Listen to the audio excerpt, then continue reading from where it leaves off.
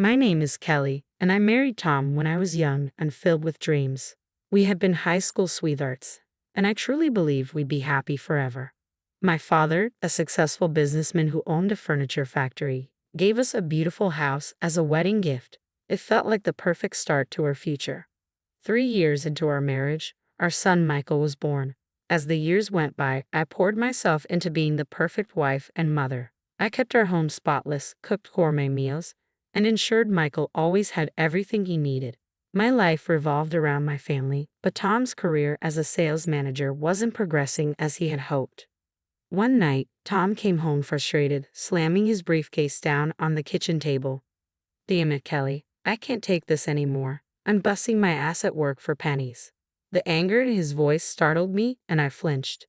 "What do you want me to do about it?" I asked softly, trying to keep my voice calm.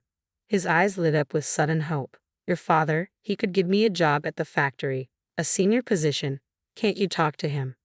I hesitated. My father had always been fair in business, and I wasn't sure I wanted to blur the lines between family and work. But the desperation in Tom's eyes was hard to ignore. "Okay," I whispered. "I'll talk to him." The next day, I visited my father at his office. My nerves felt tangled as I tried to find the right words. "Dad, I need to ask you something. It's about Tom. He's struggling at work, and I was wondering, would you consider giving him a position at the factory?" After a long pause, my father gave a small nod. "All right, Kelly, I'll give him a chance, but only if he earns it like everyone else." When I told Tom the news, he was ecstatic. He swept me off my feet and spun me around the kitchen. "You're amazing, Kelly. This is going to change everything for us." And for a while, it did. Tom's new job brought in more money, easing our financial stress. But as one problem was solved, a new one emerged: my relationship with Tom's mother, Helen. Helen was a force of nature, fiercely protective of her only son and openly critical of me. She dropped by unannounced, criticized my housekeeping, and demanded my constant attention. One afternoon, while I was preparing dinner, Helen burst through the front door. "Kelly, I need you to take me shopping, right now." I clenched my jaw. "Helen, I'm in the middle of cooking. Can it wait until tomorrow?" Her eyes narrowed. "Are you saying my needs aren't important, after everything I've done for this family?" Biting back a sharp retort, I forced a smile. "Of course not. Just let me finish up here." As I drove her to the mall, she complained nonstop about my driving, my cooking, and pretty much everything else. I couldn't help but wonder how my life had turned into this. I was an intelligent, capable woman, yet somehow I found myself catering to everyone else while my dreams faded into the background. One particularly exasperating afternoon, Helen barged into the house again without warning. "I'm hungry," she declared. "Make me something to eat." I bit my tongue and set aside the laundry I was folding. In the kitchen, Helen hovered behind me, criticizing my every move. "You're using too much oil," she snapped, "and cut those vegetables smaller. Don't you know how to cook properly?" When I finally placed the meal in front of her, relief washed over me until she packed up the food into containers and stood to leave. "I'll take this with me," she announced. "I have bridge club tonight, and this will do nicely for snacks." I stared at her, dumbfounded. "But Helen, that was supposed to be our dinner." She shrugged dismissively. "You can always make more. It's not like you have anything better to do with your time." The door slammed behind her, and I sank into a chair, feeling utterly defeated. I glanced at the clock, less than an hour to prepare another meal before Tom got home. When he arrived, loosening his tie, he took one look at me scrambling in the kitchen. "Why isn't dinner ready?" he asked, frowning. I explained what had happened with Helen, hoping for some understanding or support, but instead, Tom's expression darkened. "Mom was here, and you didn't make her feel welcome," he demanded. "Kelly, you know how important family is to me. You should have been more accommodating." "Accommodating," I echoed, disbelief bubbling to the surface. "Tom, she took our dinner. She treats me like a servant in my own home." He shook his head, clearly annoyed. "You're exaggerating. Mom just wants to feel loved and appreciated. Is that too much to ask?" We ate the hastily prepared meal in silence, the distance between us growing with every bite. The man sitting across from me, the one I had fallen in love with as a teenager, now felt like a stranger. One evening, Tom stormed through the front door, his face red with fury. "Your father?" he bellowed, slamming the door behind him. "He's a tyrant. He humiliates people and uses them like pawns in his little game. His words hung in the air like a storm cloud, and for the first time, I saw the cracks in the life I had tried so hard to build. I had given everything, my love, my time, my dreams. And now, all I had left was the realization that I was slowly losing myself in the process. And as I stood there, watching Tom unravel before my eyes, I couldn't help but wonder, was this really the life I had dreamed of? Or was it time to find my way back to the woman I used to be? I was caught off guard. My father had always been fair and kind in my experience. What happened? I asked cautiously. Tom's eyes flashed with fury. I stood up for an employee today. Your father was treating him unfairly, and I couldn't just stand by. And you know what your precious daddy did? He fired me, right on the spot. My mind spun. This didn't sound like my father at all. There must be some mistake, I said, trying to remain calm. Let me talk to Dad and hear his side. No, Tom roared, making me flinch. You will not speak to your father or your mother. As far as we're concerned, they no longer exist for us. Do you understand? Trembling, I nodded, too shocked and scared to argue. In the days that followed, Tom found another job and started earning well again. But something fundamental had changed between us. The love and warmth I once felt for him had been replaced by fear and resentment. As the years passed and our son Michael grew up, he often asked about his grandparents. But Tom would shut down any conversation about them. You have one grandmother, he would say firmly. My mother. That's all you need to know. When Michael prepared to leave for college, I felt both pride and sadness. My baby was growing up, but I couldn't shake the feeling that I was losing the only ally I had in the house. The years that followed fell into a monotonous routine. With Michael gone, I catered to Tom's every whim and endured Helen's constant criticism. Without Michael as a buffer, their treatment of me grew even more oppressive. One afternoon, as I scrubbed the kitchen floor under Helen's watchful eye, the phone rang. I reached for it, but Helen snatched it away. I'll answer it, she snapped. You focus on getting that floor clean. I can still see spots. I gritted my teeth and continued scrubbing, but I couldn't help overhearing Helen's conversation. Yes, this is Kelly's residence. Who? Her father? Helen's voice dripped with disdain. I'm sorry, but Kelly isn't available to speak with you.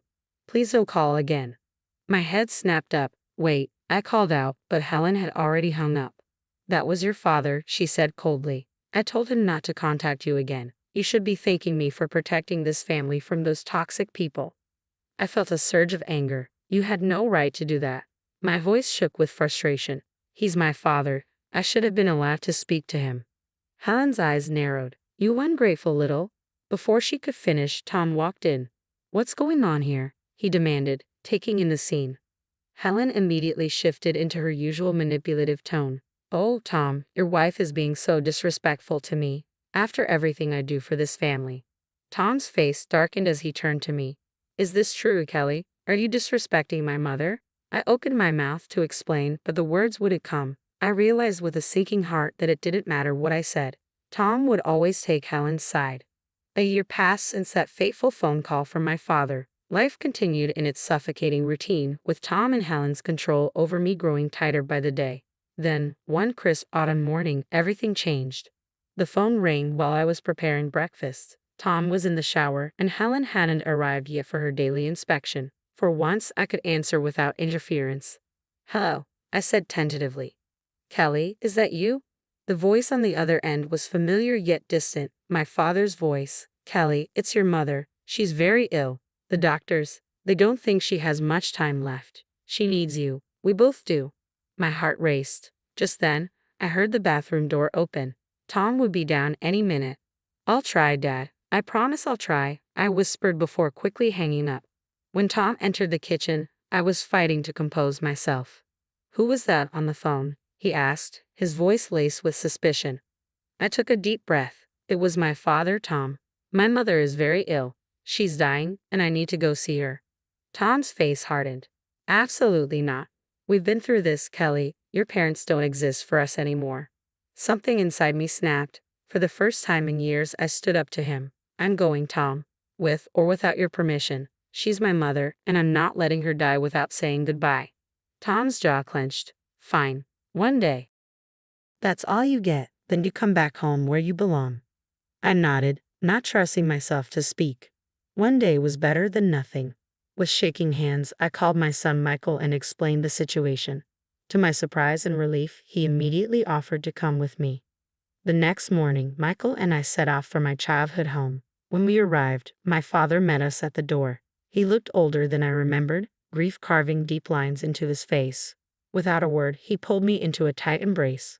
He led us to my mother's room. She lay in bed, pale and frail, but her eyes lit up when she saw me. "Kelly," she whispered, reaching out with a trembling hand. "My baby girl." I rushed to her side, clasping her hand in mine. "Mom, I'm here. I'm so sorry. Can you ever forgive me?" She smiled weakly. "There's nothing to forgive, sweetheart. I'm just glad you're here now." We spent the day together, sharing memories and making up for lost time. As the sun began to set, her breathing became labored. She squeezed my hand and looked into my eyes. "Kelly," she said softly, "promise me you'll live your life, really live it. Don't let anyone cage your spirit again." Tears streamed down my face as I nodded. "I promise, Mom. I promise." She smiled one last time, then closed her eyes. Her hand went limp in mine. She was gone. Suddenly, my phone began to ring incessantly. I didn't need to look to know it was Tom. I answered, stepping into the hallway for privacy. "Where the hell are you, Kelly?" Tom's voice cut through the line, sharp with anger. "You were supposed to be back hours ago." "Tom, I can't leave yet," I stammered, my voice thick with emotion. "My mother just passed away. I need to stay for the funeral." "Absolutely not," he roared. "I told you one day, and that's all you get. If you're not back by tomorrow, don't bother coming back at all." His words hung in the air, both a threat and a promise. For a moment, I was tempted to give in, to rush back to the life I knew. But then I remembered my mother's last words, urging me to live fully. "Fine," I said, my voice steadier than I felt. "I'm staying."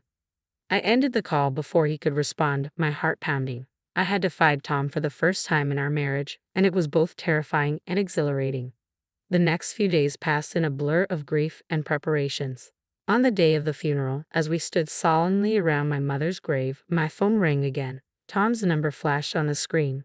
Without thinking, I pressed the speaker button, intending to silence it quickly. Tom's loud, angry voice burst forth for everyone to hear. "Kelly, this is your last chance. If you don't come home right now, I swear I'll come and drag you back myself, you ungrateful filth." After everything, I didn't let him finish. I hung up, and for the first time in a long while, I felt free. I quickly ended the call, my face burning with a mix of shame and anger.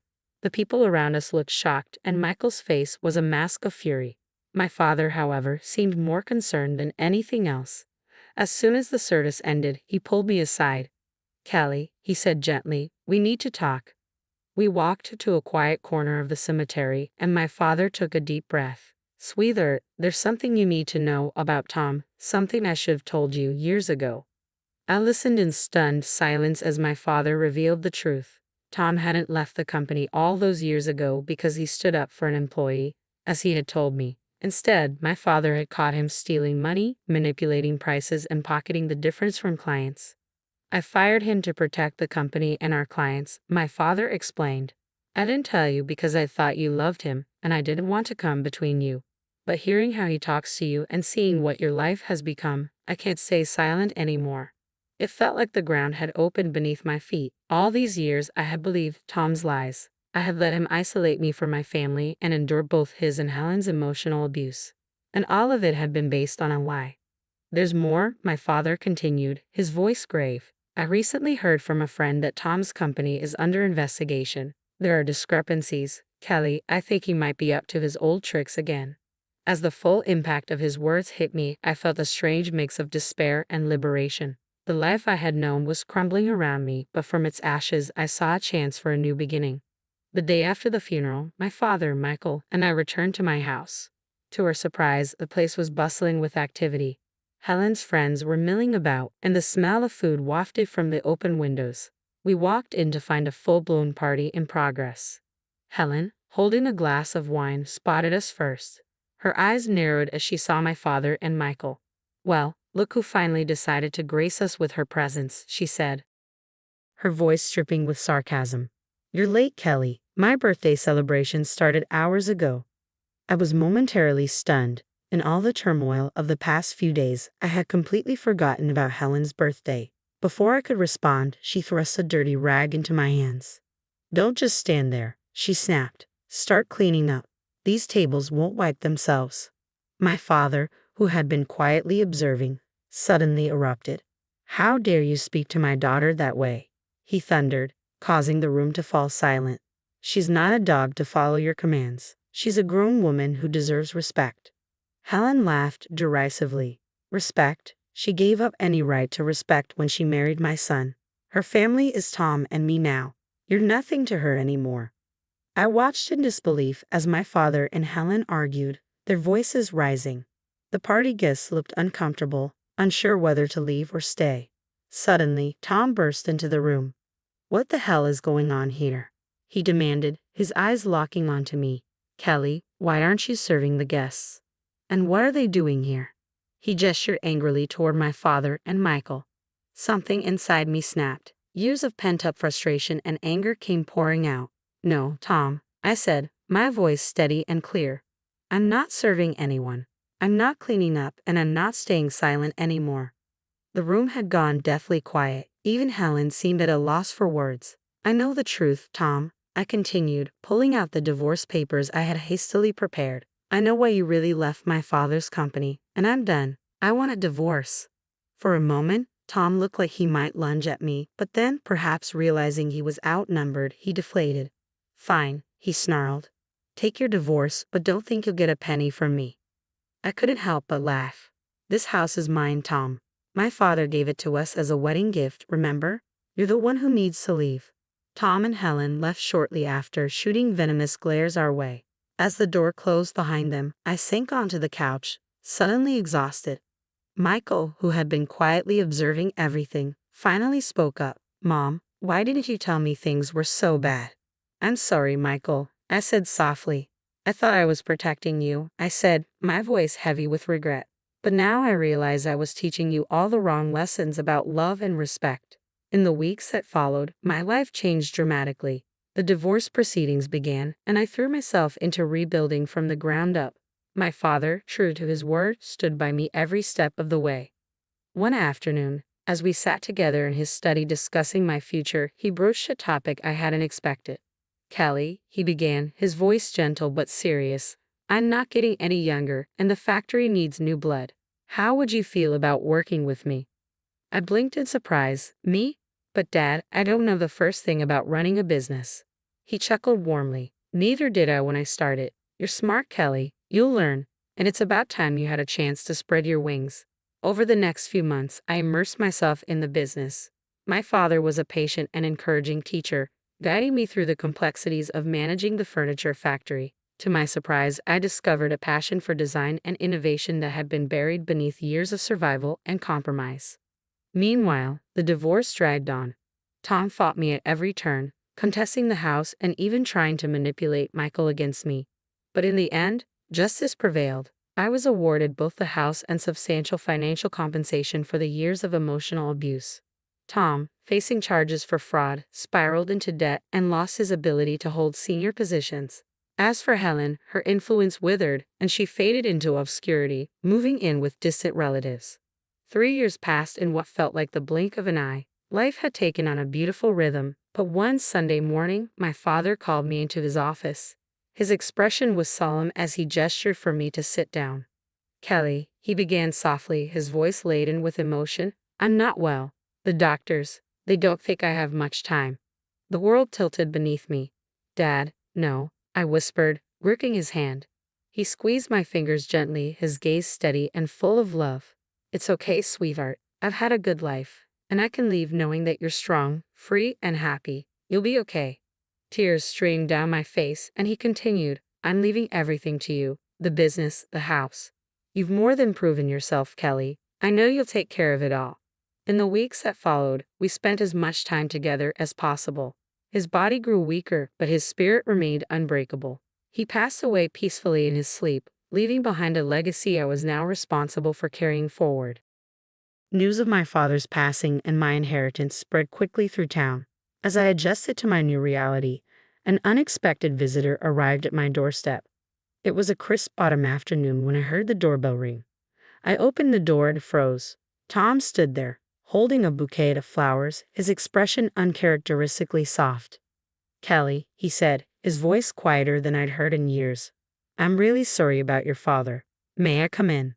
Wearily, I stepped aside to let him in. We stood in the foyer, an awkward silence thick between us, until he finally spoke. "I've been thinking a lot about us," he began. "I know I made terrible mistakes, but I've changed. My mom, she passed away last month. She was the one who always got between us. Now, there's nothing stopping us from being happy again."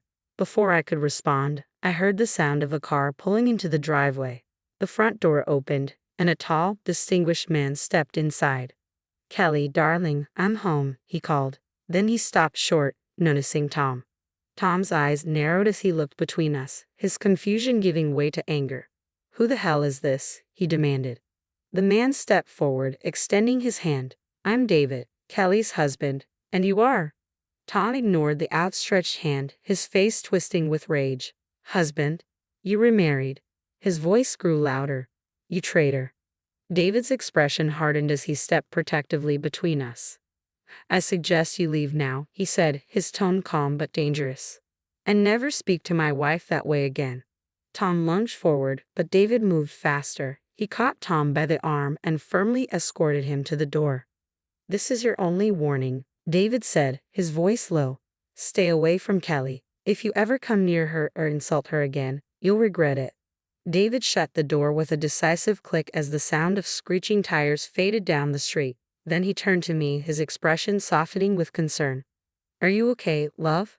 I nodded and stepped into his embrace, resting my head against his chest. "I'm fine. I'm just glad you're home." I looked up at him, a smile tugging at my lips. "And I'm glad you waited for me after all these years." David chuckled, pressing a kiss to my forehead. "I've loved you since high school, Kelly. I would have waited forever if I had to." We stood there in each other's arms, marveling at how life had come full circle. David and I had been high school sweethearts before Tom entered the picture. After my divorce, we reconnected, and our old feelings blossomed into something even deeper. 6 months ago, we had married in a quiet ceremony, starting a new chapter together. Just then, my phone buzzed with a text. It was from Michael. "Mom, great news. Jessica's pregnant. You're going to be a grandmother." In the months that followed, life settled into a beautiful rhythm. Michael and Jessica moved back to the city, eager to be close to family as they prepared for their baby's arrival. They even joined us at the factory, bringing fresh ideas and energy to the business. Together, we built a future rooted in love, family, and second chances, a future I never imagined would be possible.